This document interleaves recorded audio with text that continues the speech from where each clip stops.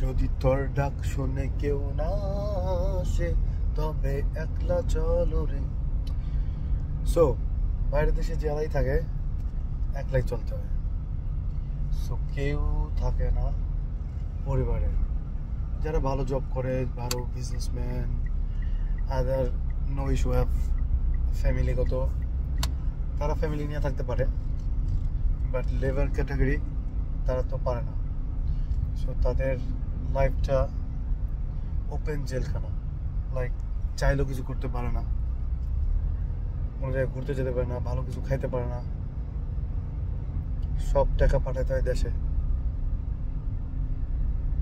দেন যখন সব শেষ করে কমপ্লিট, মানে লাইক অনেক বয়স হয়ে যায় বা কোম্পানিতে আর কাজ করতে পারে না বা কোম্পানি দেশে পাঠায় দেয়, তারপরে দেশেও কিছু নাই। Man, so sad things happen that time, you know. So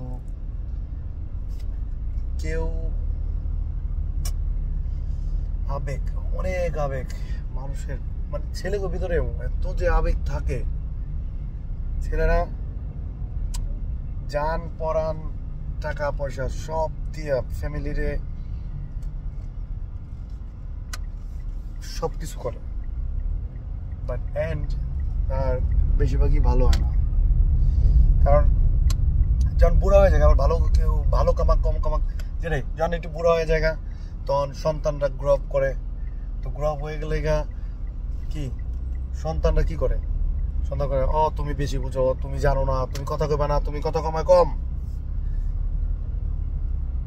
wow, যে পুরা দুনিয়া ঘুরলো ফিরলো সব কিছু করলো, তোমার এডুকেশন দিয়ে ভালো একটা মানুষের মতন মানুষ বানাইলো, আর তুমি অনেক ইউ ডোন্ট নো এনিথিং।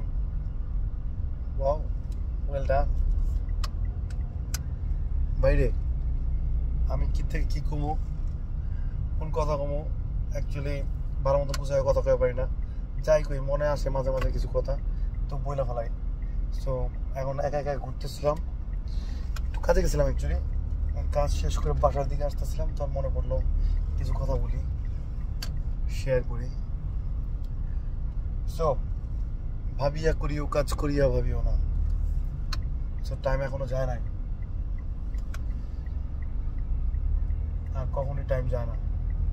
যখনই বুঝতে পারবা কোনো কিছু উল্টা পাল্টা, ইউটার্ন মারো, ইউটার্নটা ইম্পর্টেন্ট।